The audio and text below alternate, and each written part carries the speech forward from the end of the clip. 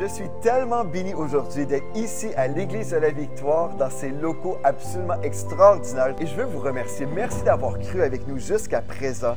Et vous savez, je suis dans la joie parce que, en fait, Pasteur Cohen, ça fait bientôt 20 ans, en 2004, où le Seigneur a ouvert mes yeux sur mon appel, mais aussi sur la destinée de la francophonie.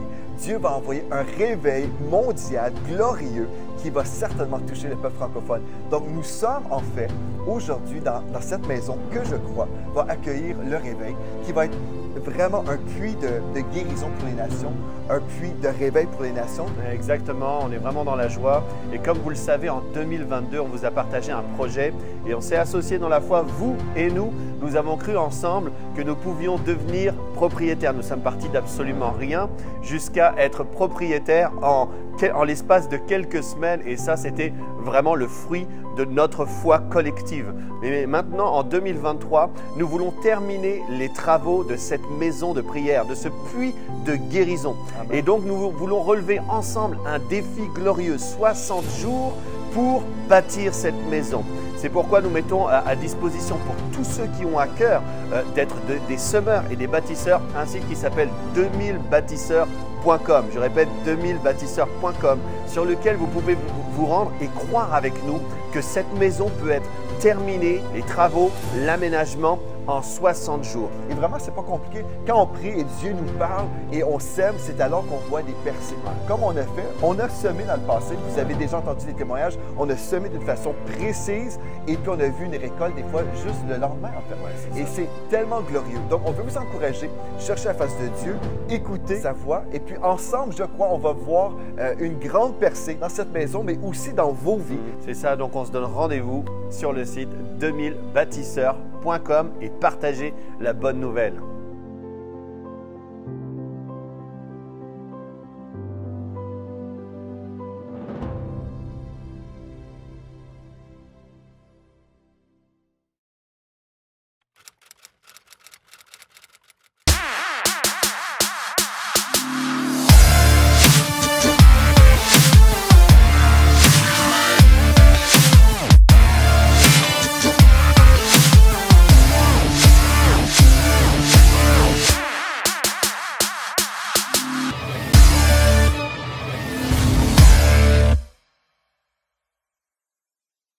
Bonjour tout le monde et bienvenue à l'Église de la Victoire. Quelle joie de vous avoir avec nous aujourd'hui pour un temps béni, un temps très spécial dans la présence de Dieu.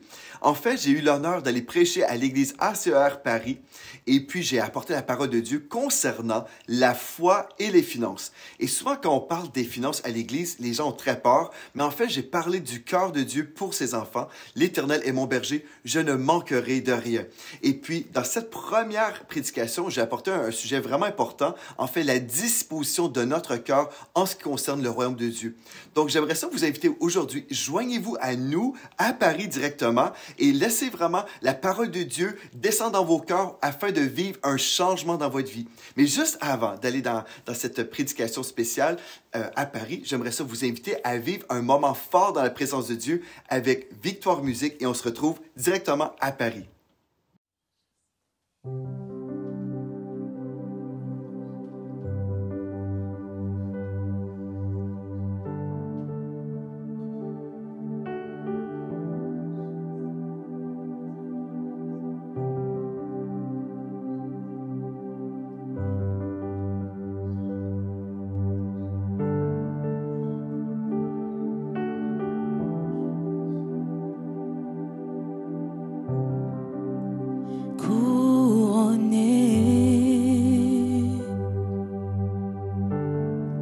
Rayonnant de majesté, tout l'univers proclame ta grandeur.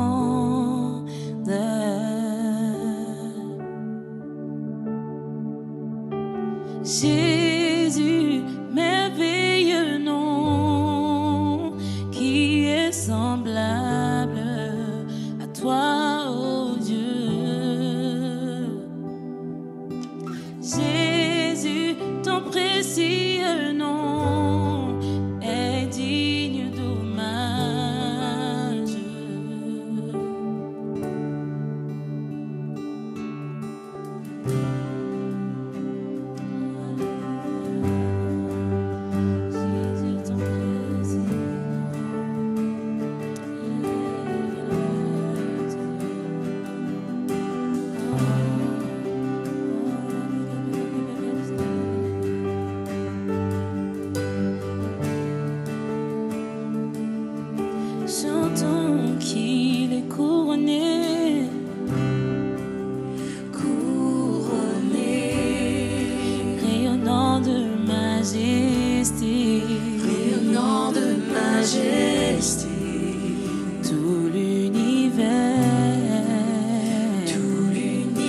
Proclame ta grandeur. Oh, oui, glorifié par les anges prosternés. Tu es assis là-haut. À la droite du Père. Oh, chantons Jésus, merveilleux nom, qui est semblable à toi, ô Dieu. Jésus, Ton précieux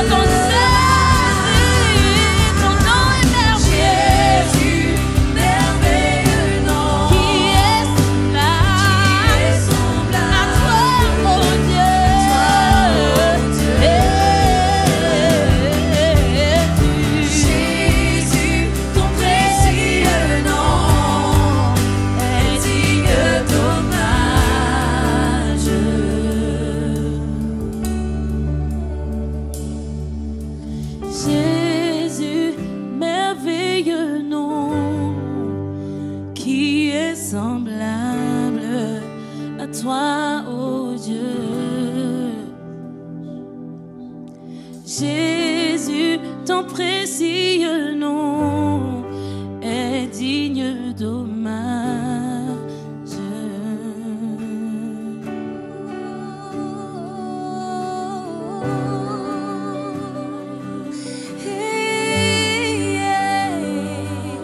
Oh Jésus, quel merveilleux nom, sauveur d'amour, sauveur d'amour, sauveur d'amour, nous t'adorons.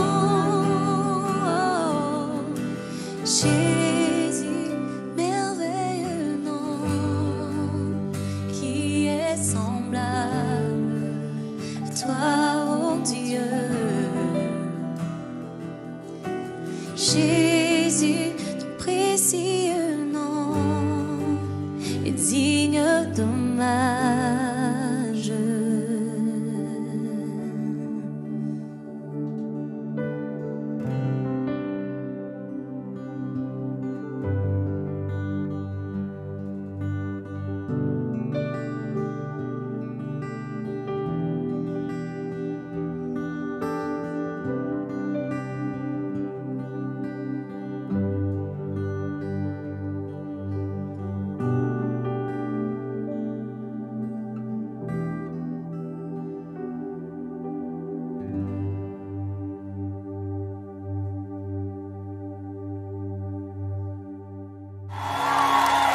Gloire à Dieu.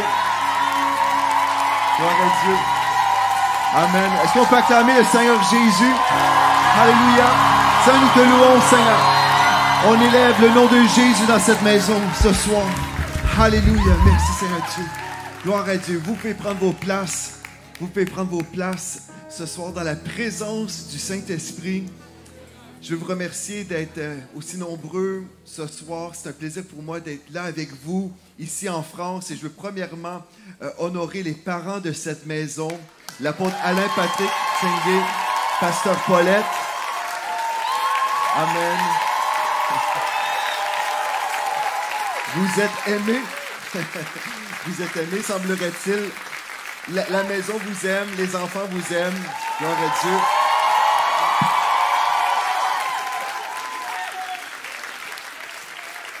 Gloire à Dieu. Bien, vous pouvez prendre vos places encore une fois. Amen. On voit ici que les enfants de la maison aiment leurs parents spirituels et c'est beau à voir. Gloire à Dieu. Et puis, je veux saluer tous ceux qui m'ont accueilli aussi depuis que je suis ici. Je veux souligner la présence de pasteur Darius également. Gloire à Dieu. Gloire à Dieu. J'ai été entre de bonnes mains du début jusqu'au moment présent. Ça fait que je veux vraiment célébrer le Seigneur pour vos vies et pour ce ministère ACER. Ça fait des années que je connais votre apôtre, l'apôtre Alain Patrick. Et puis, ça fait des années qu'on marche ensemble aussi avec le Seigneur, avec cette même vision, une vision d'atteindre les nations avec l'Évangile du Seigneur Jésus-Christ. Et puis, vous savez, pour cette conférence, le thème, c'est la foi et les finances. Et ça donne très, très bien parce que je suis un prédicateur de foi. Je crois que vraiment, tout est possible à celui qui croit. Et j'aimerais ça, par exemple, avant d'aller plus loin, je veux juste vous partager en fait mon cœur concernant cette conférence qu'on va vivre ensemble pendant plusieurs jours. Je crois vraiment que vos vies peuvent changer à partir de cette conférence. Pas à cause de moi, mais à cause de la vérité de la parole de Dieu que je vais vous apporter. Vous savez, je peux vous raconter plusieurs témoignages et je compte vous raconter des histoires également pour souligner en fait les vérités que je vais vous apporter à partir de la parole de Dieu. Je vais vous apporter des témoignages, mais je veux juste ce soir, ce que j'avais vraiment à cœur et ce que je crois que l'Esprit de Dieu veut pour vous, c'est que je vous partage vraiment le cœur que vous avez besoin d'avoir en ce qui concerne les finances. Quand on va parler des finances, vous savez, si votre cœur est bien disposé, votre vie peut vraiment changer. Vous pouvez entendre des témoignages de victoire, des témoignages de percée financière. Je vais vous raconter des choses et je crois que vous allez être bénis. Vous allez être bénis en entendant des témoignages. Mais je ne veux pas juste que vous soyez là en train de dire « Ah bon, Dieu a fait des choses pour le pasteur Joël, c'est super pour lui. » Mais je veux que ce soit pour vous également. Vous comprenez? Moi, mon souhait, là, c'est que lorsque vous allez sortir après toutes ces sessions qu'on va avoir ensemble, mon désir, là, c'est que votre vie va changer. Et que votre destinée, en même temps que vous allez savoir, tout ce que le pasteur Joël a prêché, c'est possible pour ma vie. C'est vraiment, en fait, je suis venu ici premièrement parce que j'aime pasteur Alain. C'est pour ça que je suis venu. Amen. Parce que c'est un homme de Dieu que j'apprécie énormément, que j'aime, que l'Église de la Victoire au Canada, on l'aime beaucoup. Il est toujours notre invité de marque lorsqu'on fait notre célébration annuelle pour notre anniversaire de l'Église depuis de nombreuses années. C'est l'apôtre Alain Patrick qu'on invite au Canada. Et c'est une des raisons pourquoi je suis ici. Mais la deuxième, c'est parce que je crois que je suis en mission aujourd'hui, parce que nous sommes dans les temps de la fin. Je ne sais pas si vous le réalisez aujourd'hui, mais nous sommes dans les temps de la fin. Et moi, je crois vraiment, comme j'ai publié aujourd'hui sur Instagram, j'ai republié en fait une parole que j'ai reçue en 2005 en fait, où le Seigneur m'a visité et j'ai vu la Tour Eiffel et j'ai entendu dans mon esprit que la France ne sera plus connue pour la Tour Eiffel, mais pour le mouvement du Saint-Esprit. Amen. Gloire à Dieu. Et je crois que nous sommes dans cette saison, frères et sœurs. Je crois que c'est l'heure du réveil. Et je prêche le réveil chez moi au Canada, je prêche le réveil et je crois qu'on a besoin de comprendre en fait que le réveil exige la foi et aussi des finances. Et le diable veut qu'on soit dans l'ignorance en ce qui concerne la foi et comment fonctionne la foi, et en même temps, il veut qu'on soit dans l'ignorance en ce qui concerne les finances.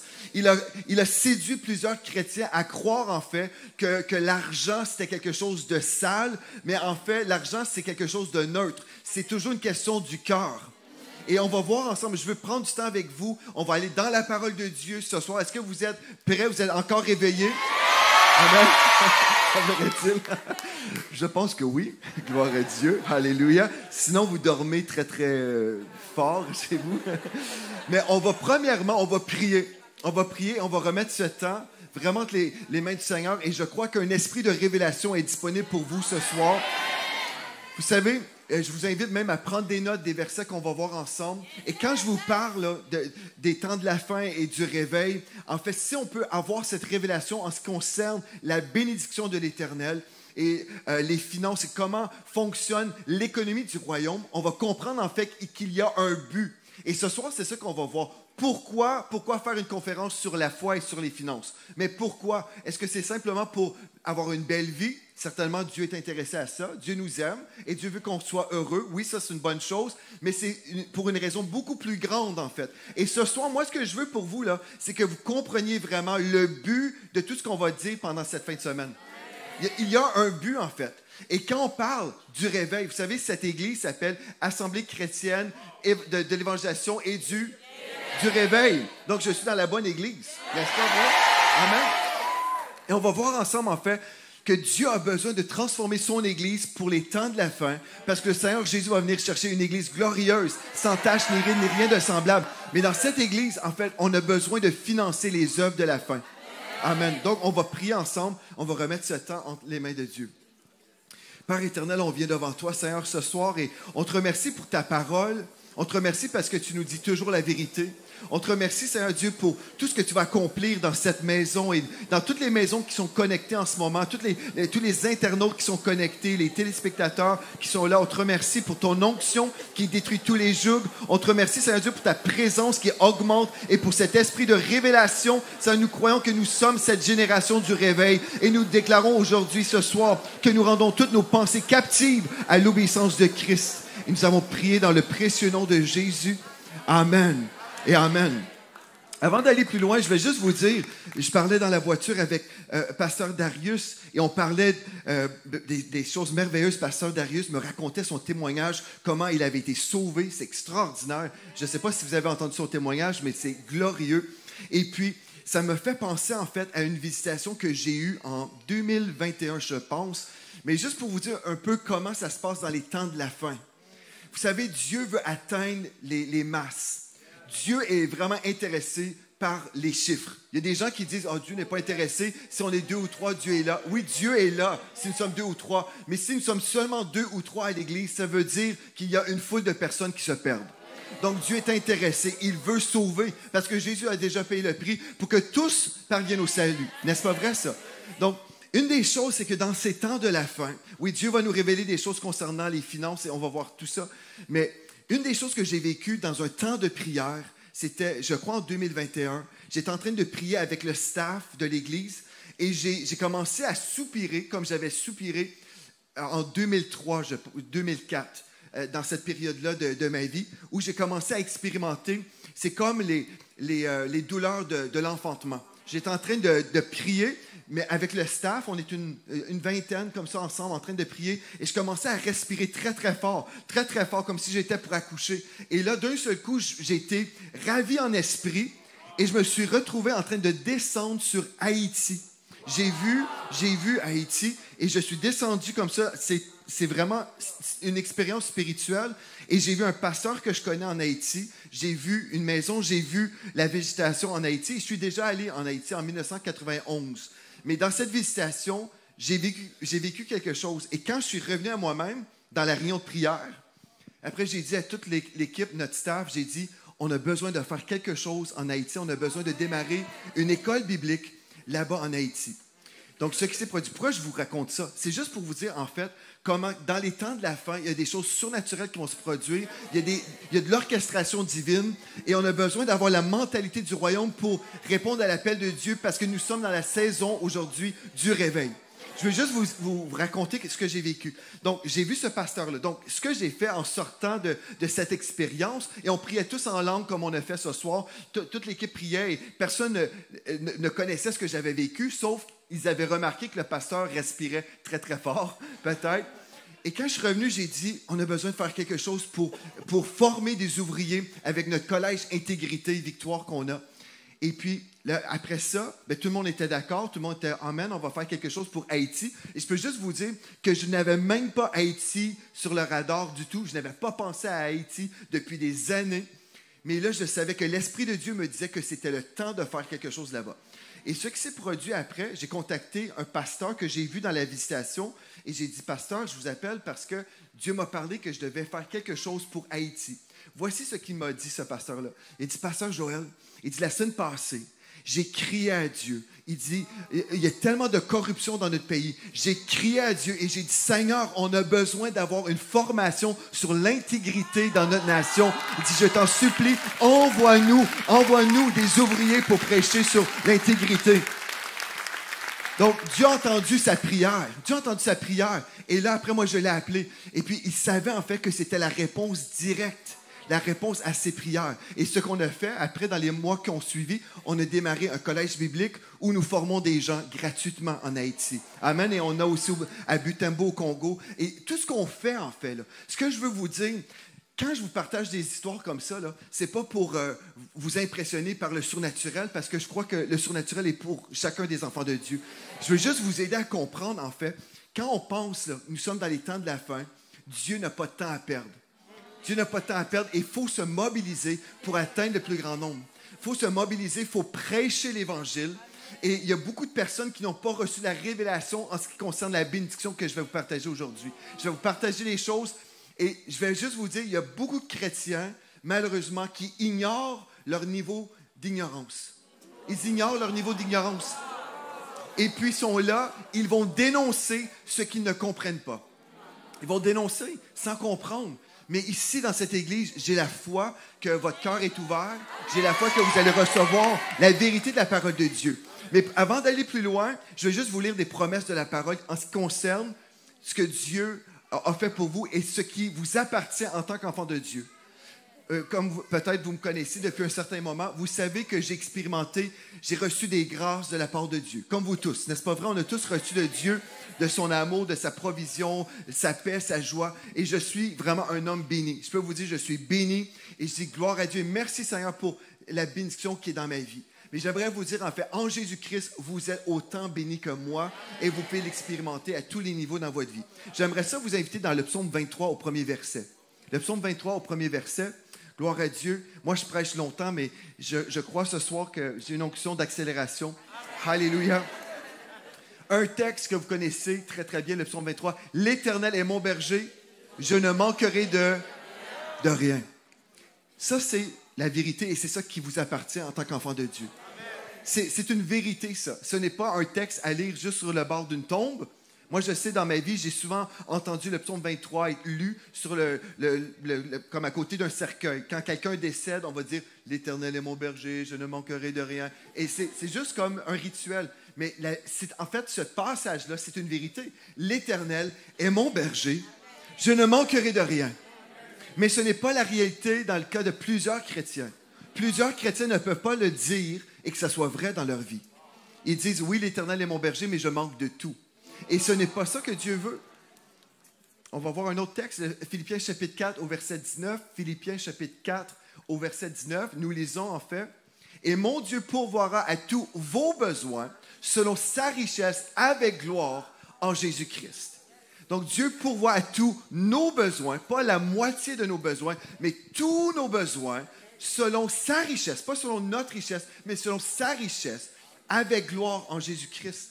Pourquoi? On pourrait prendre le temps de tout décortiquer, mais ce que je veux juste vous montrer ici, en fait, c'est normal. C'est normal dans votre vie que Dieu pourvoie à tous vos besoins. Vous savez, une façon qu'on dépensait beaucoup dans la famille Spinks, ma femme connaissait le mot important. Avant de faire une dépense, elle me disait « c'est un besoin ». Et toutes les fois que j'entendais « c'est un besoin », ça voulait dire que je devais forcément acheter la chose parce que Dieu pourvoit à tous nos besoins. Donc, si je disais non, mais... Vous comprenez? Donc, ma femme me disait, c'est un besoin. Je dis, parfait. Dieu pourvoit tous nos besoins selon sa richesse avec gloire en Jésus-Christ. Donc, ça, c'est pour vous, frères et sœurs. Mais maintenant, si on voit, par exemple, dans Deutéronome 28 au verset 48. Deutéronome 28 au verset 48. Je vais vous lire rapidement, mais vous pouvez le prendre en note. Ici, on voit, dans les deux premiers versets qu'on a lus ensemble ce soir, on voit tout simplement que Dieu prend soin de ses enfants. Est-ce que vous êtes d'accord avec ça? C'est pas compliqué. Dieu prend soin de ses enfants. Mais Deutéronome 28, 48, en fait, nous parle de la malédiction. Vous savez, si vous voulez savoir comment être béni, vous lisez Deutéronome 28, 1, verset 1 jusqu'à 14, et vous allez voir, voici ce qui vous appartient en tant qu'enfant de Dieu. En tant que chrétien, en tant qu'enfant de Dieu, vous avez le droit de vivre et de jouir de la bénédiction de l'Éternel. Amen. Mais là, on retrouve la malédiction à partir du verset 15 jusqu'à la fin du chapitre. Et on peut savoir, en fait, comment être maudit. Mais il n'y a personne ici qui va être maudit. N'est-ce pas vrai, ça? On veut tous marcher dans la bénédiction. Mais remarquez maintenant, la pauvreté, j'aimerais vous proposer ce soir que la pauvreté, en fait, c'est une malédiction. Ce n'est pas une bénédiction comme plusieurs chrétiens le croient. Mais la Bible nous dit en fait que c'est une malédiction. Mais c'est quoi au juste? Bien, on lit dans Deutéronome 28, au verset 48, « Vous aurez faim et soif, vous manquerez de vêtements. » Je vous lis dans la version Sommaire. « Vous manquerez de vêtements et vous serez privés de tout. » Ça, c'est la malédiction. Et on voit dans la malédiction, on voit également la maladie, on voit des guerres, on voit toutes les choses qui sont horribles qu'on ne veut pas vivre. Mais gloire à Dieu, on peut croire aujourd'hui dans la bénédiction de l'Éternel. Et maintenant, on va aller dans 2 Corinthiens chapitre 9 au verset 8. 2 Corinthiens chapitre 9 au verset 8. Nous lisons, « Et Dieu peut vous combler. » Donc Dieu peut vous combler de toutes sortes de grâces ou de toutes sortes de faveurs, afin que possédant toujours, dites toujours, possédant toujours en toutes choses de quoi satisfaire à tous vos besoins, vous ayez encore en abondance pour toute bonne œuvre. Donc ça, c'est des promesses absolument merveilleuses pour nous tous, mais qui ne sont pas encore une réalité forcément pour tous les chrétiens. Et peut-être aujourd'hui, c'est vous, peut-être vous êtes là, vous dites, ben moi je crois dans la parole de Dieu, je viens dans cette église, je crois dans les promesses de Dieu, et je marche même dans l'obéissance en ce qui concerne l'économie de Dieu, ce que j'ai entendu par rapport aux dîmes, aux offrandes, aux aumônes, aux prémices, toutes ces choses-là. Je fais tout ça, mais je ne vois pas de récolte encore dans ma vie. Bien, moi, je suis venu aujourd'hui, ce soir, pour vous dire en fait que c'est l'heure que ça change. Amen. Je veux vraiment que les choses changent pour vous. Amen. En fait, nous avons besoin que ça change dans vos vies. Nous avons besoin que ça change dans vos vies. Et je ne veux pas juste venir ici vous stimuler et vous booster dans la foi et que vous soyez heureux et que vous soyez là en train de dire Amen, Amen, Amen et que rien change dans vos vies. Moi, je suis venu parce que je crois que le changement est possible. Et si votre situation change, frères et sœurs, si votre situation change, la situation de cette Église va changer aussi. Amen. On a des projets au Canada, mais je suis venu ici parce que je crois dans les projets de Pasteur Alain. Je crois dans les projets et je crois que cette Église peut se lever et faire une différence. Amen. On a besoin d'avoir des églises de foi qui vont se lever dans la francophonie, qui vont prêcher l'Évangile. Gloire à Dieu. OK. Donc, ce que je veux faire vraiment, c'est vous apporter des choses pendant cette fin de semaine où vous allez avoir des résultats concrets. Gloire à Dieu. Alléluia. Donc, ma mission, là, c'est vraiment de vous aider. Donc, ce soir, ce qu'on va faire, on va voir certains passages de la parole. On va voir certains passages et je veux vous aider à vraiment vous attendre, en fait, à vivre le concret. Donc, la première chose, on va faire un peu de ménage avant de vous enseigner les principes de Dieu. Amen? Parce que je vais vous enseigner des choses sur des principes. Mais il y a des gens qui sont intéressés juste à entendre des principes pour vivre un changement, mais ils n'ont pas le cœur pour avoir les changements. Vous comprenez? Si je n'ai pas le cœur, tout ce que je vais entendre, je vais essayer d'appliquer des lois spirituelles et les choses ne fonctionneront pas pour vous. C'est pour ça que ce soir, là, c'est vraiment important. Dites à votre voisin, c'est important. Mais est-ce que vous comprenez ce que je suis en train de vous dire? Parce qu'on peut vous enseigner toutes sortes de principes, des lois spirituelles. Et je crois que tout ce que Dieu a créé, en fait, tout l'univers a été créé par la parole de Dieu et établi selon des lois spirituelles. Donc, je vais vous expliquer des lois spirituelles que j'ai mis en pratique dans ma propre vie qui ont fonctionné. Mais si votre cœur n'est pas droit devant Dieu, bien, vous allez essayer de faire des choses et vous ne verrez pas les fruits. Mais moi, je veux que vous puissiez abonder au niveau des fruits. Gloire à Dieu. On va aller ensemble dans Genèse chapitre 12 au premier verset. Genèse chapitre 12 au premier verset. Donc, la première chose qu'on veut faire, avant d'aller plus loin dans cette série de réunions, vous devez comprendre la raison pour la provision divine ou la raison pour l'importance des finances. Parce que je vais vous dire, il y a une foule de chrétiens qui vont vous dire que ce sujet n'est pas important. Les gens vont dire, c'est pas important. Quand on va à l'église, on ne devrait pas entendre parler d'argent. On ne devrait pas entendre parler d'argent, ce n'est pas important. Mais comme j'ai dit hier pendant notre émission Pendule à l'heure, en fait, j'ai dit, la majorité des chrétiens passent toute leur vie au travail. Ils vont passer toute leur semaine à travailler pour avoir un salaire. Et si ce n'est pas important, pourquoi investir autant de temps dans votre vie pour aller chercher de l'argent? Vous comprenez? Donc, non, c'est important. C'est important et quand on découvre les lois de Dieu, après on réalise que peut-être on fait des choses inutiles et on peut gagner du temps également. Donc, Genèse 12 au premier verset, l'Éternel dit à Abraham, « Va-t'en de ton pays, de ta patrie et de la maison de ton père. » Donc, la première chose qu'on voit ici, une des raisons pour la provision divine, premièrement, on va voir, c'est que Dieu veut faire de nous une source de bénédiction pour les autres. Amen. Ce texte, en fait, Dieu a parlé à Abraham, il a dit « Va-t'en ». Ça, c'est la première chose. Dieu lui a dit « Va-t'en ». Des fois, on a besoin de sortir de notre confort pour entrer dans une nouvelle dimension dans notre vie. J'aimerais vous dire que votre sécurité humaine, c'est le cercueil de votre destinée. C'est la vérité, ça. Des fois, on est là, on pense être en sécurité dans un travail et c'est la fin de notre destinée. Mais en fait, notre sécurité, c'est dans la parole de Dieu. Notre sécurité, c'est de faire exactement ce que Dieu vous dira de faire dans votre vie. Je pourrais vous partager des témoignages par rapport à la direction que Dieu m'a donnée dans ma vie. Pendant des années, le Seigneur parle, il nous dirige. Et des fois, on a l'impression, les gens pourraient dire, bien, tu es en train de perdre en prenant telle décision, en prenant tel chemin. Mais si on suit ce que Dieu nous dit, enfin, on est toujours gagnant. Et là, ici, on voit qu'Abraham, Dieu lui dit, « Va-t'en de ton pays, de ta patrie et de la maison de ton père. » Donc, va-t'en de ta sécurité, Abraham, dans le pays que je te montrerai. Donc, dans un pays inconnu. Donc, ici, déjà, on voit l'importance d'être un peuple de foi. Abraham devait être un homme de foi, écouter la parole de Dieu et juste prendre un pas comme ça sans savoir où il allait. Au verset 2, « Je ferai de toi une grande nation et je te bénirai. Je rendrai ton nom grand. » Et tu seras une source de bénédiction. Et on dirait, mais pourquoi c'est important que le nom d'Abraham, ou Abraham plus tard, pourquoi c'est important que son nom devienne grand? Est-ce que c'était pour qu'il puisse être enflé d'orgueil? Non, c'est parce que Dieu voulait l'établir comme étant une personne influente. Et Dieu a besoin de faire ça avec ses enfants aujourd'hui. Vous savez, c'est anormal que certaines personnes de ce monde ont plus d'influence que la lumière du monde. Vous savez, la lumière du monde chasse les ténèbres. Il peut faire très, très noir dans une pièce, mais dès que vous arrivez avec un briquet, bien cette lumière va chasser les ténèbres, forcément. Même si c'est un petit briquet de rien. Donc, c'est anormal que les chrétiens soient effacés dans la société et que nous n'ayons pas cette influence. Dieu nous appelle à avoir de l'influence et on va en avoir encore plus. Amen. Gloire à Dieu. Donc, Dieu lui dit, la première chose qu'on veut voir, pourquoi on parle de finances, pourquoi on parle de provision dans une église, et pourquoi faire même un séminaire au complet, et pourquoi faire plusieurs séminaires dans une année, mais pour quelle raison?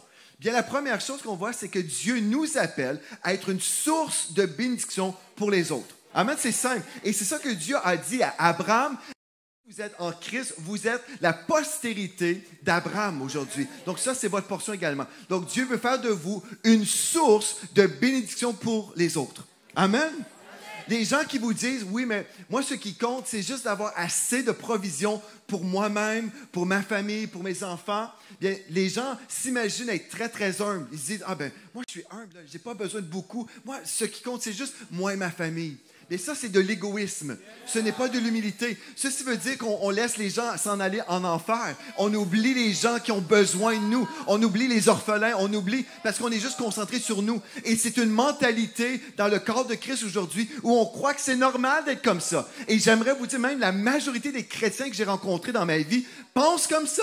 Mais c'est le contraire de la mentalité du royaume de Dieu. La mentalité du royaume de Dieu, c'est qu'on va avoir un impact dans cette société. Amen. Gloire à Dieu.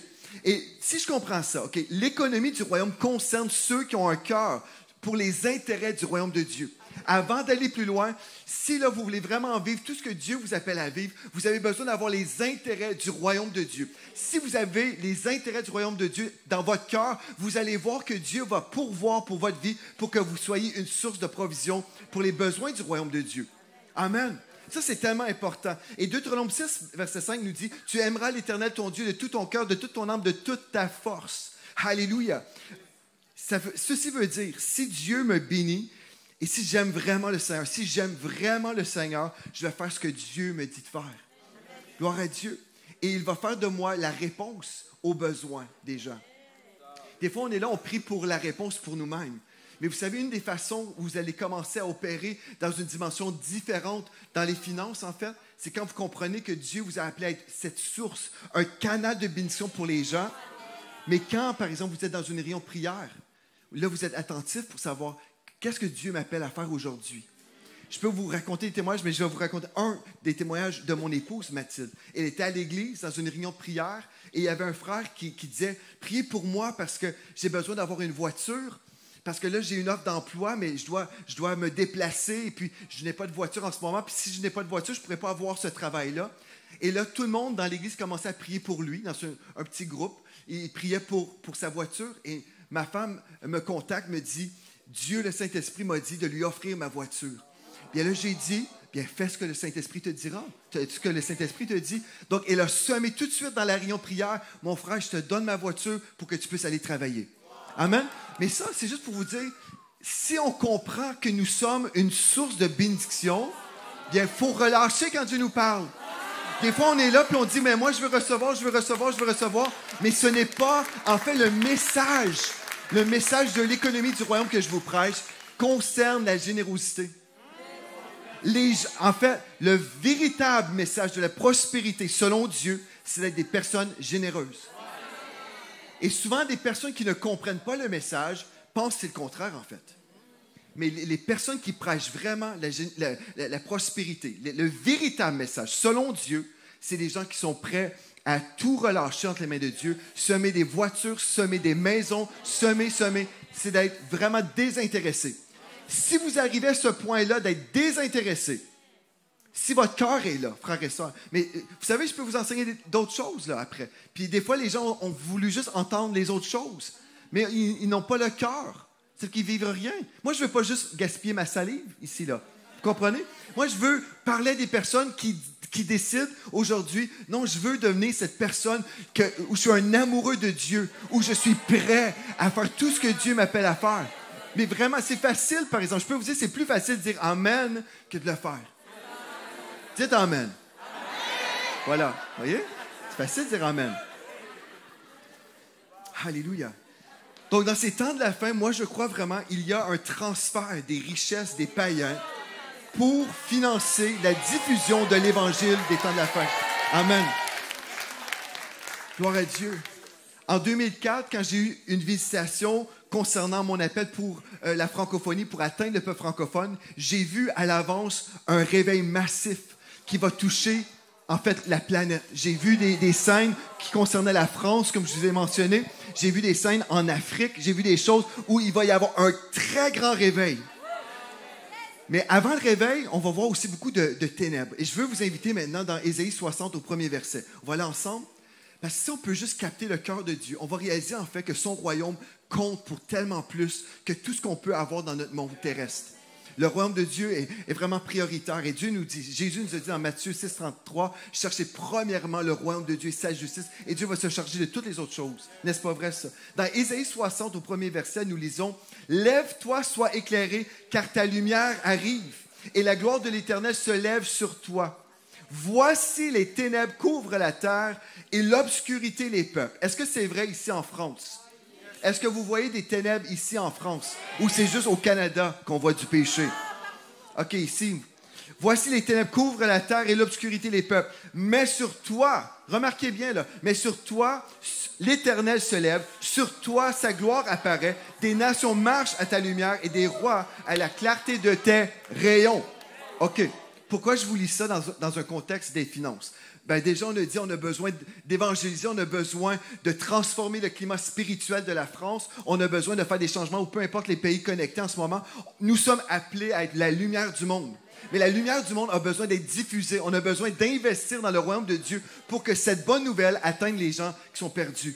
Venez avec moi maintenant dans le psaume 112 au verset 1. On va lire dans la version Sommer, le psaume 112 maintenant. Gloire à Dieu, je sais que je lis beaucoup de versets. Mais c'est tellement important de lire ces versets ce soir. Au moins, vous donnez cette fondation et là, vous pourrez prendre la décision en partant si vous allez vous laisser transformer. Amen. Puis après, je vais vous raconter des choses. Je vais vous donner plein de choses à faire, mais votre cœur va déjà être, moi je crois, après ce moment-là, votre cœur va déjà être prêt pour accueillir la semence de la parole. Amen. Amen. Parce qu'il faut que la parole tombe dans un bon terrain. Puis je ne dis pas que vous êtes un mauvais terrain. Je ne vous dis pas ça, mais je veux juste être sûr. Amen. OK, le psaume 112 nous dit, au premier verset, « Louez l'Éternel, heureux est l'homme, ou béni est l'homme qui craint l'Éternel, qui a une révérence pour Dieu et trouve un grand plaisir à ses commandements. Sa postérité sera forte dans le pays et la génération du juste sera bénie. » Donc encore, on parle de la bénédiction de l'Éternel. Au verset 3, dans la version Sommer, « Abondance et richesse règnent dans sa maison, et sa conduite juste sera pour toujours prise en compte. Une lumière luit dans les ténèbres pour les gens droits, ceux qui font grâce, qui sont compatissants et justes. » Pourquoi je vous ai lu ça? Bien, on a entendu parler, en fait, des ténèbres. Il y a ces ténèbres qui couvrent la terre et l'obscurité les peuples. Mais Dieu nous dit que dans les temps de la fin, il va y avoir un transfert des richesses. Et je sais qu'il y a plusieurs chrétiens qui ont du mal à comprendre ça et qui vont s'opposer ne comprenant pas ce que je vais vous dire. Mais c'est nécessaire dans les temps de la fin qu'on vive ce transfert des richesses parce que c'est à nous de briller. Si les richesses demeurent entre les mains du diable, bien, il va continuer à financer ses œuvres diaboliques. Et je ne sais pas si vous comprenez, mais le diable n'est pas gentil. Le diable fait des choses horribles et c'est à nous de reprendre les finances qui nous appartiennent. Amen. Remarquez bien, ce n'est pas la Bible Joel Spinks. Je vous lis la parole de Dieu dans le psaume 112, verset 3. Est-ce que vous avez ouvert vos Bibles? Vous avez besoin d'ouvrir vraiment vos Bibles et regarder avec vos yeux. Je vais relire le texte parce que vous avez besoin de l'entendre. Est-ce que vous êtes prêts à entendre la vérité? Le texte nous dit « Abondance et richesse règnent dans sa maison, celui qui est dans la justice, et sa conduite juste sera pour toujours prise en compte. » Donc Dieu voit la conduite du juste. Dieu observe vos vies. Dieu connaît vos cœurs. Alléluia. Il connaît tout sur vous. Il connaît même le nombre de cheveux que vous avez sur la tête. Donc, abondance et richesse règnent dans sa maison. Une lumière luit dans les ténèbres pour les gens droits. Et c'est ça que Dieu a besoin de faire avec nous, frères et sœurs. On a besoin de commencer à croire vraiment ce que Dieu a dit, spiritualiser tous les versets qui nous parlent de richesse dans la Bible. Parce qu'en fait, moi, j'ai entendu des chrétiens dire « Oui, mais ça, c'est spirituel. » Toutes les fois qu'on retrouve un texte, même si le contexte complet parle uniquement des finances, dès qu'on parle de richesse, on va spiritualiser et dire « Mais oui, mais ça, c'est juste spirituel. » Mais pourquoi sommes-nous là en train d'insister toutes les fois que Dieu ne veut pas bénir son peuple sur le plan matériel? Pourquoi? Bien, parce qu'on a cru, en fait, que la bénédiction, c'était du matérialisme. On a cru ça et on a cru un mensonge. Mais ce n'est pas ça que je vous prêche ce soir. Je ne vous dis pas comment devenir matérialiste et aimer posséder des biens. Je ne vous dis pas ça. Je vous dis d'aimer Dieu au-dessus de vos biens. Et que si vos biens sont là pour financer l'œuvre de Dieu, si vous avez un cœur selon le cœur de Dieu et vous aimez Dieu de tout votre cœur, vous allez être prêt à relâcher tout ce que Dieu vous appelle à relâcher. Et moi, je crois, dans cette maison, moi, je n'ai pas demandé au pasteur Alain, je n'ai pas demandé à l'apôtre Alain la situation économique de l'Église. Je ne connais rien sur la situation ici. Je ne sais pas si vous êtes fidèles dans vos dîmes, vos offrandes, vos aumônes. Je ne connais rien de cette situation. Mais s'il y a une personne ici qui ne marche pas dans l'honneur concernant les principes de Dieu, bien, j'ai la foi que vous allez avoir la foi à partir d'aujourd'hui où vous allez commencer à soutenir votre Église locale comme jamais auparavant. Vous ne voulez pas être sous la malédiction qui règne dans notre monde, parce que je peux vous dire, les choses vont venir encore pires dans pas trop longtemps. Vous voulez vivre la protection divine dans votre vie. Et des fois, on s'imagine, oui, mais si je garde pour moi-même, si je m'organise tout seul, et oui, je mets Dieu de côté, juste à ce niveau-là dans ma vie, bien, ça va bien aller dans ma vie. Non, en fait, vous voulez vraiment marcher avec le Seigneur et dans l'honneur des choses de Dieu, dans tous les principes de Dieu, pour vivre, en fait, la grâce de Dieu dans les temps difficiles qui arrivent. Frères et sœurs, vous savez, on entend parler de récession, de dépression, mais gloire à Dieu, Dieu fait une différence pour ses enfants. Dieu fait une différence et vous verrez de nouveau la différence entre celui qui sert Dieu et celui qui ne le sert pas. Et je peux vous dire, dans un temps de confinement au Canada, on a vécu le COVID comme ici, comme en France, partout dans le monde. On a tous été touchés par ça. Mais nous, dans ce moment où ça pouvait être le pire moment de notre Église, c'est le temps où la gloire de Dieu est venue sur nous comme jamais auparavant. Alléluia! Gloire à Dieu! C'était le moment où les gens disaient « Oh, ça va être difficile! » J'ai entendu des pasteurs dire « Ça va être difficile. Oh, on ne pourra pas payer nos comptes parce que là, les gens ne viennent plus à l'église. Les gens doivent rester à la maison. Nous vivons le confinement. » Et nous, au Canada, on a vécu ça plus longtemps que vous ici. Les gens disaient ça, les pasteurs disaient ça. Je disais, oh non, pas pour nous. Non, parce que nous ne sommes pas, comment dire, des sujets de ce royaume terrestre. Oui, j'habite sur terre, mes 2 pieds sont ici en France en ce moment, mais en fait, je suis connecté à un autre système économique. Un système qui est au-delà de ce système économique de ce monde. Amen. C'est vrai, ça. Donc, s'il y a une récession, une dépression, ce qui est merveilleux pour moi, c'est que je suis connecté à l'économie du ciel. Alléluia. Et Dieu prend soin de tous nos besoins selon sa richesse avec gloire en Jésus-Christ. Et ce qu'on a vécu, juste vous dire un petit peu la bénédiction de l'Éternel, comment ça fonctionne quand on croit et quand on le déclare. Faut le croire dans notre cœur et le déclarer de notre bouche. J'ai dit non, nous, on va vivre un temps de bénédiction comme jamais. Et savez-vous ce qui s'est produit? Nous sommes passés d'une personne qui était membre en ligne, virtuelle, parce qu'avant, je n'ouvrais pas le membership dans les nations. Je voulais juste des personnes locales. Je voulais que les gens viennent à l'Église à tout prix. J'aime ça, que les gens viennent à l'Église. Mais j'étais comme ça. Je voulais rien savoir d'ouvrir. Mais comme on était en confinement, on devait s'ouvrir dans les médias comme ça. Donc, j'ai dit, OK, aujourd'hui, on ouvre maintenant les portes pour toutes les personnes qui veulent se joindre à l'Église de la Victoire. Vous pouvez le faire maintenant. Et on est passé d'une personne à 2000 membres en ligne. Alléluia! Gloire à Dieu! Avec des gens dans 60 nations aujourd'hui. Ça, c'est la main de Dieu. Et je dis gloire à Dieu pour ça. Alléluia! Et on a vu les finances de l'Église juste faire comme... Dans un temps où les finances de l'Église, dans plusieurs églises, c'était comme ça. Nous, ça fait comme... On a fait 4 fois plus.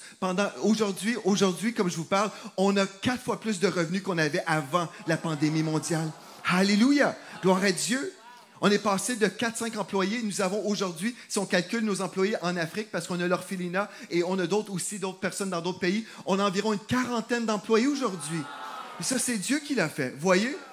Mais on aurait pu dire, oui, mais... Ah non, mais c'est normal, on va passer par des temps difficiles parce que là, c'est une pandémie mondiale. Oui, ça, c'est normal. Mais moi, je ne suis pas une personne normale.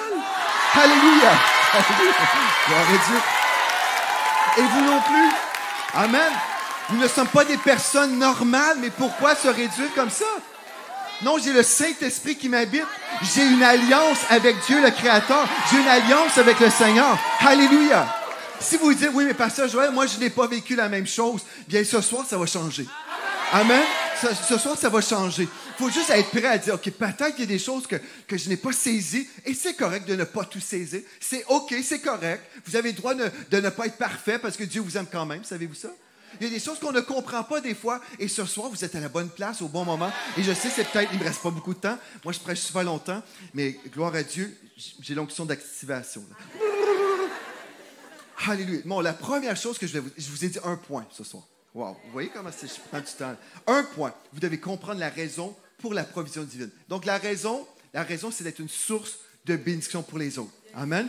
Et si vous avez le cœur de Dieu et vous êtes prêt à relâcher quand Dieu vous parle et vous êtes prêt à honorer Dieu dans vos finances à tous les niveaux, vous verrez que Dieu est fidèle à sa parole. Vous verrez que Dieu est toujours fidèle. Gloire à Dieu. Et ça vient nous libérer d'un stress inutile. Alléluia. Je vais juste vous dire, quand Dieu m'a parlé par rapport juste à la saison, cette nouvelle saison dans laquelle je me retrouvais pendant le début du confinement et de cette pandémie qu'on a vécue, j'ai eu une vision pendant que je prêchais et j'ai vu en fait un pont et j'ai vu un homme qui traversait un pont, mais le pont était en développement. Comme il prenait des pas de foi, le pont comme s'allongeait sous ses pieds. Vous comprenez? Donc il prenait un pas et là, il y avait du bois. Et j'ai vu ça. Et j'ai donné cette parole, je disais, il y a quelqu'un ici dans l'Église, Dieu veut vous dire tel message. Donc, j'ai commencé à donner ce message pour une personne qui était dans l'Église, mais cette personne, c'était moi. Et Dieu m'a dit, non, cette parole, c'est pour toi, ça. En fait, j'ai compris, comme tu vas prendre des pas de foi, je vais être là pour prendre soin de toi et de toutes les dépenses. Donc, ce qu'on a fait, on a commencé, vous savez, quand on a pris des décisions, je vais juste vous dire tout ce qu'on a fait, parce qu'on croit que Dieu est notre source. Tout ce qu'on a fait, on n'avait jamais les finances pour faire ce que Dieu nous appelait à faire. Si vous pensez qu'on regardait dans notre compte bancaire pour prendre des décisions, ça n'a jamais été le cas. Donc, ce qu'on a fait, on a prié, et c'est pour ça qu'on a parlé de ça hier pendant le live. On prie pour savoir ce que Dieu nous appelle à faire. Et quand Dieu dit, embauche telle personne, toutes les personnes qu'on a embauchées à l'Église, toutes les fois, je n'avais pas les moyens pour embaucher ces gens-là. Une fois, j'ai passé du temps, on a passé 7 heures en train de passer des gens en entrevue, mais c'était un 7 heures béni parce qu'on ne parlait pas juste du travail, on parlait du prophétique, on parlait de l'onction de Dieu, et on savait que c'était Dieu qui était en train d'orchestrer des choses. Donc, j'ai dit, est-ce que vous voulez travailler à l'Église? On veut vous embaucher. Oui. Et puis après, mais là, comment faire pour les payer? Dieu va payer les factures. Dieu va payer. Et ce qui s'est produit, les revenus ont augmenté. On a pu les payer. Et là, après, on a embauché d'autres familles. Vous savez, quand vous embauchez une famille, là, un mari, une épouse, des enfants, bien, si vous vous engagez, il faut les payer. Savez-vous ça? Mais si Dieu parle, Dieu va prendre soin. Et c'est ça qu'on a vu. On a vu la fidélité de notre Dieu. Tout ce qu'on voit, moi, je peux vous dire, Dieu mérite vraiment votre respect et votre confiance. Et si on peut juste, Dieu nous dit, ne vous inquiétez de rien. Ne vous inquiétez de rien, mais en toute chose, faites connaître vos besoins au Seigneur avec des prières, des supplications, des actions de grâce. Et la paix de Dieu qui surpasse toute intelligence gardera vos cœurs et vos pensées en Jésus-Christ. Dieu nous appelle à chasser la crainte, chasser l'inquiétude, parce que Dieu ne travaille pas dans l'inquiétude, parce que ça, c'est une dimension différente que sa dimension. Dieu travaille, il vit dans la foi. Dieu est un Dieu de foi. C'est que tout ce que je vous dis, un point, alléluia. Donc, vous devez comprendre la raison. La raison, c'est vous êtes appelé à être une source de bénédiction pour les gens. Amen. La deuxième chose, avant d'aller plus loin, parce qu'on va choquer des gens peut-être pendant ce séminaire, on va peut-être choquer votre voisin qui est à côté de vous. Peut-être pas, parce qu'on est dans l'église de l'apôtre Alain Patrick, et puis ils ont déjà tout entendu. Mais, dans notre monde francophone chrétien, frères et sœurs, il y a un monde de personnes qui croient en dehors de la parole. Ils ont cru des bouquins chrétiens, ils ont cru des prédications, mais on a oublié la vérité de la parole de Dieu dans bien des cas. Donc, la deuxième chose, pour expérimenter tout ce que Dieu vous appelle à vivre, vous devez mourir à l'opinion des hommes et croire la parole de Dieu. Vous devez vraiment mourir à l'opinion des hommes. Parce que si vous voulez plaire aux hommes, je peux vous dire, vous allez travailler longtemps à essayer de plaire aux hommes et puis vous ne réussirez jamais en passant. Donc, vous ne réussirez pas, mais vous devez mourir à l'opinion des gens. Moi, j'ai dû mourir depuis de nombreuses années. On venait tout juste de se marier et ma femme arrive à la maison. Elle était vraiment découragée. Elle disait, mais j'ai rencontré des gens et puis ils disent que tu enseignes telle chose. Ça, c'était au début de notre mariage, en 1999. Donc, ça fait longtemps. Puis j'ai dit à ma femme, j'ai dit, écoute, j'ai dit, tu dois mourir à l'opinion des gens parce que, honnêtement, ma femme voulait me défendre. Elle disait, mais mon mari ne dit pas ça, c'est le contraire. Ce que vous dites, c'est pas vrai. Mais elle était comme peinée par la médisance et la calomnie, vous comprenez ces choses-là? Mais j'ai dit, on doit mourir à l'opinion des gens parce que les gens sont comme ça. Et si on vit toute notre vie en essayant de plaire aux hommes, on ne pourra jamais le faire de toute façon et on ne croira pas la parole de Dieu. Donc, pour vous, frères et sœurs, on va passer du temps et je veux vous encourager, ouvrez vos Bibles. Ouvrez vos Bibles quand on va citer des versets de la parole ou vous ouvrez vos téléphones comme vous voulez, mais que la parole de Dieu soit devant vos yeux pour que vous croyiez ce que Dieu a dit. J'ai rencontré une foule de chrétiens dans des grands besoins.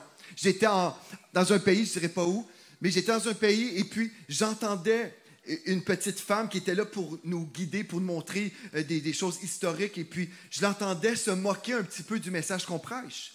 Elle disait, eux, ils prêchent la prospérité, vous comprenez? Donc, c'était un petit peu de mépris dans le message qu'on prêchait. Ou d'autres personnes ont dit, il ne faut surtout pas aller à l'église de la Victoire parce que y a cette sœur-là, elle est malade, elle est pauvre. Il ne faut surtout pas aller à l'église de la Victoire parce qu'ils vont prier pour qu'elle soit guérie et ils vont prier pour qu'elle vive un changement dans ses finances. Il ne faut surtout pas vivre de changement, là. Vous comprenez? Donc, mais des fois, les gens préfèrent vivre dans la souffrance. Et ils disent, non, mais moi j'ai la vérité, c'est ça la vérité. Mais un instant, si vous êtes arrivé au summum de la vérité, et c'est ça le résultat, voulez-vous rester comme ça? Et les personnes qui vont vous juger, frères et sœurs, est-ce que vous voulez devenir comme eux? Non! Mais posez-vous la question, quand il y a des gens qui vous méprisent pour votre foi, quand on croit juste la Bible, là, quand on fait juste ouvrir la Bible et on croit la Bible, et il y a des gens qui vont mépriser ce que vous allez entendre, bien, voulez-vous devenir comme ces gens-là? Non! Souvent, c'est pas intéressant. OK. Donc, alléluia. Matthieu 15, verset 6 nous dit, « Vous annulez ainsi la parole de Dieu au profit de votre tradition. » Il y a plusieurs chrétiens, c'est ça qu'ils ont fait. Ils ont annulé la parole de Dieu par la tradition des hommes. Ils vont dire, oui, mais c'est écrit, mais dans notre Église, on croit ça. Dans notre mouvement d'Église, c'est comme ci, c'est comme ça. Donc, on peut avoir la parole de Dieu comme ça. On peut prêcher la parole de Dieu et ouvrir notre Bible et montrer un verset, mais ils ont un filtre de tradition humaine, des traditions religieuses. Donc, ils sont en train de voir avec les yeux, mais ils ne peuvent pas capter la vérité de la parole de Dieu. Mais on doit mourir à l'opinion des gens et croire tout simplement la parole de Dieu. Pourquoi? Parce que Matthieu 24, verset 35 nous dit, « Le ciel et la terre passeront, mais mes paroles ne passeront point. » J'aimerais vous dire, Nombre 23, verset 19 nous dit, « Dieu n'est point un homme pour mentir. » Alléluia. Dieu nous dit toujours la vérité. Et dans le psaume 138 au verset 2, je vais vous lire dans la version King James, « Tu as magnifié ta parole au-dessus de ton nom. » Il y a des gens qui nous disent, bien, écoute, Dieu a dit ça, mais Dieu est souverain. Dieu peut faire ce qu'il veut. Dieu est souverain, Dieu peut faire ce qu'il veut. Croyez-vous que Dieu fait ce qu'il veut? Croyez-vous que Dieu contrôle tout? Non. Dieu ne contrôle pas tout. C'est une autre fausseté, ça, dans le corps de Christ. On croit que Dieu contrôle tout. Qui ici s'est lavé les dents ce matin? Avez-vous pris cette décision-là? Alléluia! Et ceux qui n'ont pas levé les mains, vous savez quoi faire en rentrant à la maison.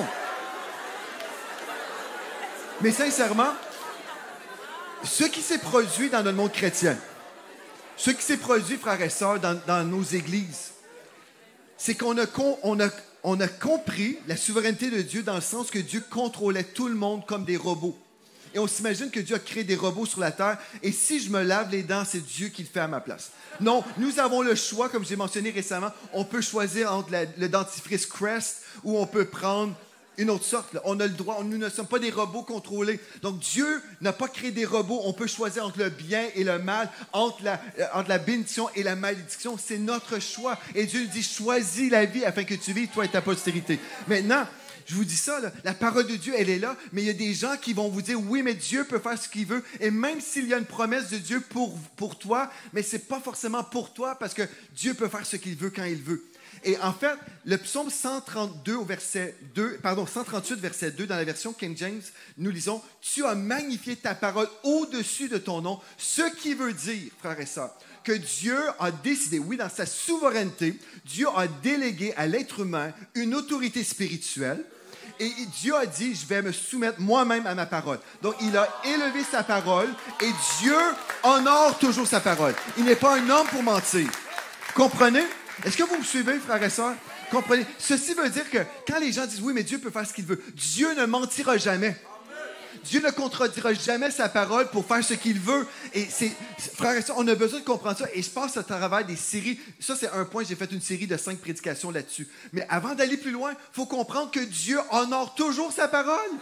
Parce que si on découvre d'autres versets, puis on dit, oui, mais dans le fond de notre tête, on a des petits mensonges, on a des discours qui sont là. Oui, mais c'est pas forcément pour moi. C'est pas forcément pour tout le monde. Et on a toutes sortes de pensées comme ça, mais Dieu ne fait pas d'exception de personne. Dieu a établi des lois spirituelles. Tout l'univers est géré par des lois spirituelles. La loi de la foi, la loi de l'amour, la loi des semences et des récoltes, toutes ces lois-là sont là. Et quand on les met en pratique, on voit, au final, Dieu est fidèle. Les lois spirituelles que Dieu a établies sont vraies et elles fonctionnent dans nos vies. Gloire à Dieu. Je peux vous dire, j'ai vu la main de Dieu et je vais vous raconter des témoignages sûrement tout au long de ce temps ensemble, mais je veux juste vous aider à prendre cette décision avant d'aller plus loin, que Dieu dit toujours la vérité. Et que vous pouvez faire entièrement confiance à la parole de Dieu. Et si vous devez douter, doutez le mépris de la parole de Dieu. Doutez les commentaires. Et abstenez-vous le plus possible de Facebook. Soyez délivrés de Facebook. Moi, je peux vous dire, nous sommes sur Facebook. Je suis sur Facebook pour mettre les publicités pour l'Église. Mais je ne descends même pas sur les... Vous comprenez? En anglais, on dit on scroll. Je ne scroll pas. Parce que voir les commentaires des chrétiens qui se querellent entre eux, j'aime pas ça. Sincèrement. Instagram, j'aime bien, parce que c'est des choses positives. J'aime Instagram, mais Facebook, non, je suis pas capable. Alléluia. Mais je vous dis ça, en fait, protégez vos cœurs, n'entrez pas dans des discours stupides qui servent à rien. Donc, on veut mourir à l'opinion des gens. Et mon troisième point, vous devez entretenir une relation véritable avec Dieu. Parce que tout ce que je vais vous partager pendant ce temps ensemble, on doit être dirigé par le Saint-Esprit. Parce que vous pouvez entendre Pasteur Alain raconter une histoire, et là vous êtes, mais tu vas faire pareil comme lui. Pas forcément, parce que l'apôtre Alain est sur un parcours, et il répond à l'appel de Dieu pour sa vie. Vous comprenez? Et oui, vous pouvez le suivre comme un modèle spirituel. Mais si le Saint-Esprit a parlé à l'apôtre Alain pour, je ne sais pas, bénir son épouse avec un bouquet de fleurs, OK? Ben c'est l'apôtre Alain qui va acheter à Pasteur Paulette un bouquet de fleurs. N'est-ce pas vrai, ça? Mais si c'est Pasteur Isaac qui arrive et qui apporte des bouquets de fleurs, ça ferait bizarre, peut-être. Vous comprenez? Vous comprenez? Donc, il faut être dirigé par le Saint-Esprit. Vous comprenez? Vous avez le droit aussi, là, mais peut-être dans le cadre d'une réunion d'église, mais vous comprenez ce que je veux dire. Vous me suivez? Donc, chaque personne a un appel personnel sur sa vie. Et c'est ça que je veux vous dire. Vous devez entretenir votre relation avec Dieu. Parce que Jean 16, verset 13 nous dit, « Quand le Consolateur sera venu, l'Esprit de vérité, il vous conduira dans toute la vérité. » Donc, le plan de Dieu est déjà parfait. Comme j'ai mentionné hier, le plan de Dieu est pré-béni. Donc, ce que je veux faire, ce n'est pas demander au Seigneur de bénir mon plan, mais c'est de découvrir son plan. Si je découvre son plan est déjà béni et je vais voir la main de Dieu. Amen pour ça. OK, gloire à Dieu. Il me reste encore quelques minutes.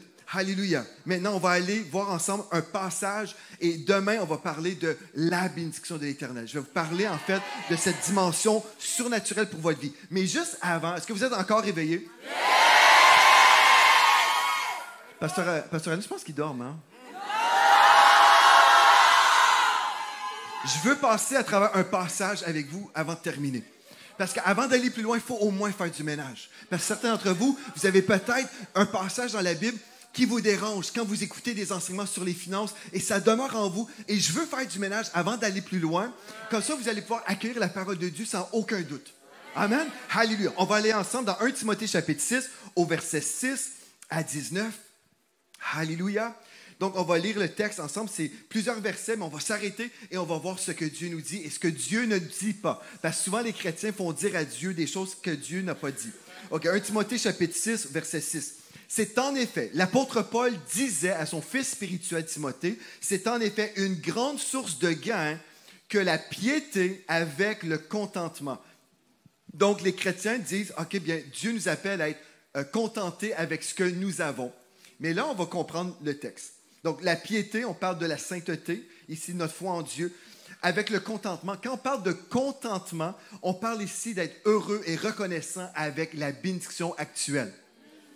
C'est ça, si je suis content ou je suis dans le contentement, ceci veut dire que je ne suis pas dans l'ingratitude.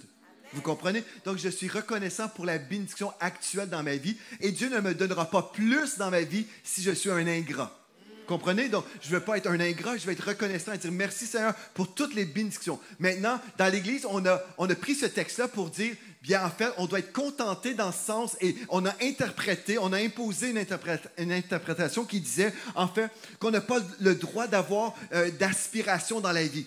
Soyez contentés avec ce que vous avez et rien de plus. Ne vous attendez à rien de plus. Vous êtes un pauvre petit pécheur sauvé par grâce et vous allez être comme ça jusqu'à temps que le Seigneur va revenir ou jusqu'à temps que vous vous retrouvez dans un cercueil.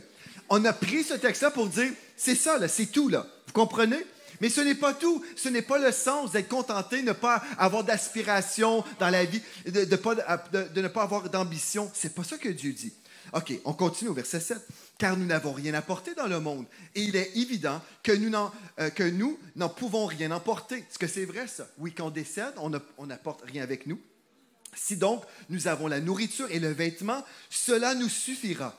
Nous suffira dans la vie. Est-ce que c'est la seule chose? Peut-être on veut avoir une maison aussi. Peut-être on ne veut pas vivre dans la rue, vous comprenez? Mais qu'est-ce que ça veut dire, ça? Donc, si donc nous avons la nourriture et le vêtement, cela nous suffira au niveau du contentement. Dans le sens, ça va nous suffire pour être content. C'est le sang de Jésus, ce n'est pas votre niveau économique qui purifie votre cœur. Amen. Donc, c'est l'amour de l'argent. Ce n'est pas l'argent qui est une racine de tous les maux, mais l'amour, c'est cet attachement à l'argent qui est un problème. Si je comprends ça, donc c'est l'amour de l'argent est une racine de tous les maux, et quelques-uns, en étant possédés, se sont égarés loin de la foi et se sont jetés eux-mêmes dans bien des tourments. Et là, au verset 11, pour toi, homme de Dieu. Donc, l'apôtre Paul parle à son fils spirituel. Il lui dit, pour toi, homme de Dieu, fuis ces choses et recherche. Maintenant, on voit ce qu'on doit faire. La justice, la piété ou la sainteté, la foi, la charité, la patience, la douceur. Donc, autrement, Matthieu 6, 33, cherche le royaume de Dieu, premièrement. OK? Combat le bon combat de la foi. Saisis la vie éternelle à laquelle tu as été appelé et pour laquelle tu as fait une belle confession en présence d'un grand nombre de témoins. Au verset 13 à 15, ici, il disait qu'il devait vivre sans tâche, sans reproche, donc vivre dans la sainteté. Au verset 17, est-ce que vous êtes toujours réveillés? OK. Parce que là, on va voir un texte qui contredit la tradition des hommes qui règne dans l'Église. Verset 17, l'apôtre Paul dit à Timothée, son fils, recommande aux riches. Ça veut dire qu'il va y avoir des riches qui vont écouter Timothée prêcher. N'est-ce pas vrai, ça? Recommande aux riches du présent siècle de ne pas être orgueilleux et de ne pas mettre leur espérance dans des richesses incertaines, mais de la mettre en Dieu. Voyez-vous? Qui nous donne avec abondance. Non, c'est juste assez pour moi et ma famille. Non, c'est pas ça que Dieu dit. Qui nous donne avec abondance toutes choses pour que nous en jouissions ou pour notre très grand plaisir, dans d'autres traductions. Donc, ça confirme 2 Corinthiens 9, verset 8. Donc, recommande aux riches de mettre leur confiance en Dieu et pas dans l'argent. En fait, Dieu, là, ce qu'il veut, c'est notre cœur. Ce n'est pas compliqué. Et je ne sais pas pourquoi je sais pourquoi c'est le diable. Il veut appauvrir l'Église. Parce que si nous sommes tous économiquement pauvres, savez-vous ce qui se produit? On aime l'argent encore plus. Et les personnes qui dénoncent souvent le message de la prospérité, j'ai vu, par expérience, sont prêts à faire des choses qui sont immorales pour avoir de l'argent. Mais quand vous avez de l'argent, vous pouvez être désintéressé. Et si le Saint-Esprit dit, bien, donne ceci, donne cela, bien, Seigneur, c'est toi qui me l'as donné de toute façon, et je sais d'où vient la bénédiction, et je sais que je demeure connecté, donc je sais que je vais pouvoir continuer à recevoir de toi et donner encore. Vous comprenez? On est désintéressé à ce moment-là. Et c'est ça le vrai message, c'est d'être généreux. Et remarquez au verset 18, Recommande-leur de faire du bien et d'être riches en bonnes œuvres, d'avoir de la libéralité, de la générosité et de s'amasser ainsi pour l'avenir un trésor placé sur un fondement solide afin de saisir la vie véritable. Et en passant, je dois juste dire ça, de s'amasser ainsi pour l'avenir. Le texte ne dit pas l'avenir après la mort. C'est pas ça que ça dit, là. Mais de s'amasser pour l'avenir. Savez-vous, on peut faire des dépôts dans notre compte céleste. Et quand on a besoin, on dit, Seigneur, j'ai semé, il y a de l'argent au ciel. Alléluia. Et là, j'ai besoin. Et Dieu honore notre foi. Alléluia. Et de s'amasser pour l'avenir un trésor placé, pas dans un compte bancaire qui est dans les richesses incertaines de ce monde, où il peut y avoir des récessions et des dépressions, mais dans un compte céleste qui est intouchable par le royaume des ténèbres. Alléluia. Afin de saisir la vie éternelle. Gloire à Dieu. J'ai fait la moitié de mes notes. Gloire à Dieu. C'est une certaine victoire. Mais j'ai dit l'essentiel. Alléluia. Oh, gloire à Dieu. J'ai dit l'essentiel simplement pour faire du ménage. Avez-vous entendu l'aspirateur céleste passer dans vos cœurs? L'aspirateur céleste. Le push-push du Saint-Esprit. Mais ce que je voulais, là, c'est qu'on a besoin de comprendre. C'est-à-dire que la première chose, on devient une source de bénédiction, on n'aime pas l'argent. Si les gens disent « Ah, à l'église ACR, les gens aiment l'argent », bien, ils n'ont pas compris le message. Nous aimons Dieu. Nous aimons Dieu, mais nous aimons aussi les gens qui se perdent. Et on a compris que le système de ce monde exige de l'argent. Pour avoir des chaînes de télévision, même si on est chrétien, même si on a un beau sourire comme Pasteur Alain, même s'il fait un beau sourire, ils vont dire « Monsieur, ça va coûter de l'argent. » Ah, c'est vrai ça. C'est comme ça. Donc, ils vont dire « Il faut payer. » Moi, je sais, il faut payer. Même si nous sommes chrétiens, quand on arrive pour acheter de la nourriture, on dit « Oui, mais je suis chrétien, je suis rempli du Saint-Esprit. » Super. Comprenez? Donc, on vit les deux pieds sur terre. Mais il y a des gens qui pensent que Dieu n'a rien dit sur les finances. Parce que nous sommes spirituels. Mais non, mais être spirituel, ce n'est pas... Et frères et sœurs, je veux juste vous dire, là, en fait, ce n'est pas compliqué. Vraiment, ce n'est pas compliqué. On va voir ensemble comment fonctionne la bénédiction de l'Éternel. Demain, on va poursuivre là-dedans et on va voir, OK, c'est une onction spirituelle qui va vous aider dans toute votre vie. Et vous pouvez ouvrir, quand je vais vous lire des versets de la parole, vous pourrez ouvrir votre cœur et dire, ça c'est pour moi. Les lois spirituelles que j'ignorais, peut-être que je ne savais pas comment ça fonctionnait, mais là, je vais mettre ça à l'épreuve. Et je vais voir, est-ce que Dieu est fidèle? Et vous verrez, je peux vous garantir que Dieu là, va se montrer fidèle. Il va vous montrer qu'il est fidèle. Il prend soin de vous. Et tout ce que j'ai vécu dans ma vie, je peux vous dire, je ne suis pas une exception. Je ne suis pas une exception. Dieu n'a pas dit, bien, je vais bénir Joël Spink, c'est fini avec lui. Non, j'ai été béni, mais c'est pour chaque enfant de Dieu. Nous sommes bénis en Jésus-Christ. Mais on ne peut pas expérimenter ou voir la manifestation de la bénédiction si on rejette. Et en passant, on ne peut pas bénéficier ou recevoir ce qu'on méprise. Si je méprise le message, je ne peux pas recevoir du message. Je vais vous dire une autre chose. Il y a des gens qu'on a reçus des fois à l'église, on a semé dans leur ministère, et ces mêmes personnes, après, j'ai entendu dire, ah ben eux, ils prennent juste la victoire. Et puis, je me dis, ces gens-là sont venus chez nous, OK, et ils ont accepté notre cachet. Ils acceptent le cachet, mais ils rejettent le message que produit le cachet. Vous comprenez? Des fois, on est là, on dit, ah, j'aime la musique et j'aime l'onction, mais en fait, le fruit de l'onction, c'était les gens qui prient en d'autres langues. Moi, mais je ne crois pas dans la prière en langue. Mais on aime les fruits, mais des fois, on n'aime pas l'arbre qui donne les fruits. Mais il faut juste dire un instant, là. Non, mais comprenez-vous ce que je suis en train de dire? C'est que si on veut vivre une différence, là, il faut juste dire, OK, Seigneur, moi, je veux mettre de côté tous les préjugés, les jugements, les faux jugements, ou les serviteurs de Dieu. Peut-être il y en a certainement des serviteurs de Dieu qui ne sont pas droits devant Dieu. Il y a des brebis aussi qui sont pareils aussi, en passant. Mais en gros, ce que je veux qu'on comprenne, là, c'est que on a une entente ensemble. Est-ce qu'on a une entente? On va voir ce que Dieu a dit. On va voir ce que la parole de Dieu dit. Prenez en note les versets. Et puis, si le pasteur Joël vous lit d'un autre livre, vous avez le droit d'apporter des tomates et tout ce que vous voulez. Là. Mais je peux vous dire, je n'ai jamais prêché d'un autre livre. Je vais vous apporter la parole de Dieu. Et mon cœur pour vous, là, c'est que, oui, que vous soyez édifiés dans votre foi. Que vous soyez édifiés, mais que vous puissiez vraiment expérimenter cette année, en 2023, une différence. Et que cette Église vive une différence. Et que tous les projets qui sont dans vos cœurs et que les pasteurs ont dans leur cœur, que tous ces projets-là se réalisent sans aucune pression. Sans aucune pression sur vous ou sur eux. Voulez-vous faire un cadeau au pasteur de cette maison et de ce mouvement d'église? Un cadeau? Soyez biblique. Faites ce que Dieu dit. Pasteur Alain, l'apôtre Alain, je pense que ça serait vraiment plaisant pour lui si chaque enfant de Dieu de ce mouvement d'église obéissait au Seigneur. Est-ce que tu aimerais ça, pasteur Alain? Ah oui, hein? Il est d'accord. On s'entend, c'est mon jumeau, on pense pareil. Mais si chaque enfant de Dieu honorait les lois de Dieu, ça irait plus vite. Ça irait plus vite. Vous savez, on a le choix, on peut décider d'être dans l'incrédulité ou d'être dans la foi. Et je peux vous dire, être une personne de foi, ce n'est pas facile. Être une personne de victoire, ce n'est pas facile. Parce que si nous sommes dans la victoire, c'est parce qu'il y a eu un combat. Chaque fois qu'il y a une victoire, c'est parce qu'il y a eu un combat. C'est vrai? Mais nous sommes appelés à livrer le bon combat de la foi parce que nous sommes déjà victorieux en Jésus-Christ. Amen. Est-ce qu'on peut se lever? Je vais juste prier avec vous. Je vais prier pour votre sommeil, que vous puissiez dormir pour être en pleine forme pour demain soir. Alléluia. Et que Dieu vous parle même pendant cette nuit. S'il y a des choses que Dieu veut nettoyer dans votre système de pensée ou des choses qui sont dans vos vies, que Dieu dit c'est l'heure de supprimer, c'est l'heure, on passe là, à un autre niveau, on rentre dans une nouvelle dimension, que ça se passe même cette nuit.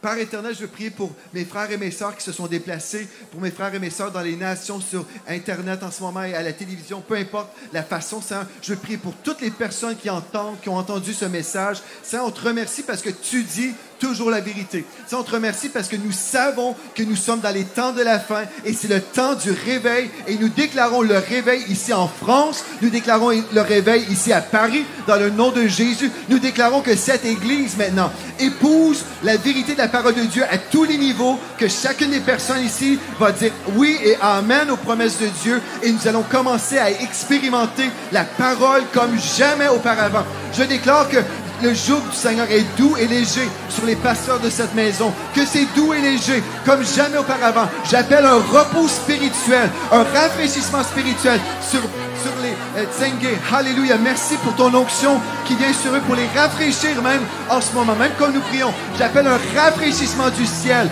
Alléluia. Merci pour des percées, Seigneur Dieu, dans leur ministère, dans leur vie, dans leur famille, dans le nom de Jésus. Alléluia. Et je prie pour toutes les personnes en ce moment. Toutes les personnes, oh Seigneur, j'appelle un esprit de révélation même pendant la nuit. Lorsque mes frères et mes sœurs dorment, que tu viennes faire du ménage, Seigneur Dieu. Qu'on se retrouve demain soir, prêt à accueillir le message de la bénédiction et qu'on puisse vivre la bénédiction pleinement ici à Paris et dans les nations, dans le nom de Jésus. Et le peuple de Dieu peut dire Amen et Amen. Alléluia. Est-ce qu'on peut acclamer Seigneur Jésus? Amen. Gloire à Dieu. Amen. Gloire à Dieu, j'espère que vous avez été bénis lors de cet enseignement qui a eu lieu à Paris, à l'église ACER. J'ai été béni en livrant la parole de Dieu et je crois que plusieurs personnes ont reçu la vérité concernant notre disposition du cœur, concernant le royaume de Dieu.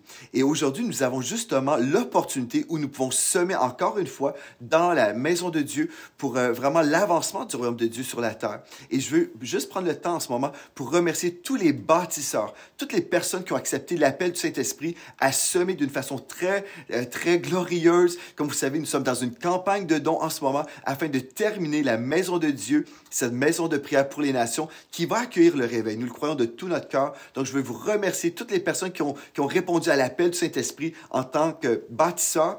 Et si vous êtes là aujourd'hui et vous dites, bien, moi, je n'ai pas encore semé, vous avez l'opportunité dès aujourd'hui, visiter semer.ca et semer dans la maison de Dieu. Gloire à Dieu. J'aimerais ça prier maintenant pour les dîmes et les offrandes. Et puis, on va croire ensemble que Dieu va vraiment nous parler pour qu'on puisse répondre à son appel pour la fin de ses travaux. Donc, Père éternel, on te rend grâce, Seigneur Dieu, pour cette journée que tu nous as donnée. Merci, Seigneur Dieu, pour la révélation également que tu nous donnes aujourd'hui concernant les dîmes, les offrandes et les aumônes. Aujourd'hui, comme nous semons, nous déclarons, Seigneur, que ces semences produisent beaucoup pour l'avancement de ton royaume et nous te remercions à l'avance, Seigneur Dieu, pour des percées et pour le réveil que nous accueillons par la foi. Nous avons prié dans le précieux nom de Jésus. Amen et Amen. Gloire à Dieu. Donc, merci d'avoir été là avec nous aujourd'hui. Et d'ici à notre prochaine fois, rappelez-vous de ceci. En Jésus, vous êtes richement bénis.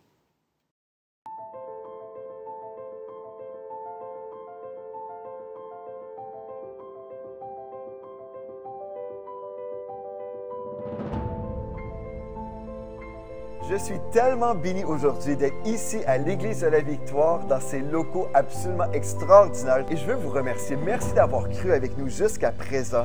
Et vous savez, je suis dans la joie parce que, en fait, Pasteur Gwen, ça fait bientôt 20 ans, en 2004, où le Seigneur a ouvert mes yeux sur mon appel, mais aussi sur la destinée de la francophonie. Dieu va envoyer un réveil mondial glorieux qui va certainement toucher le peuple francophone. Donc, nous sommes en fait aujourd'hui dans cette maison que je crois va accueillir le réveil, qui va être vraiment un puits de guérison pour les nations, un puits de réveil pour les nations. Exactement, on est vraiment dans la joie. Et comme vous le savez, en 2022, on vous a partagé un projet et on s'est associés dans la foi, vous et nous. Nous avons cru ensemble que nous pouvions devenir propriétaires. Nous sommes partis d'absolument rien jusqu'à être propriétaires en l'espace de quelques semaines. Et ça, c'était vraiment le fruit de notre foi collective. Mais maintenant, en 2023, nous voulons terminer les travaux de cette maison de prière, de ce puits de guérison. Amen. Et donc, nous voulons relever ensemble un défi glorieux, 60 jours pour bâtir cette maison.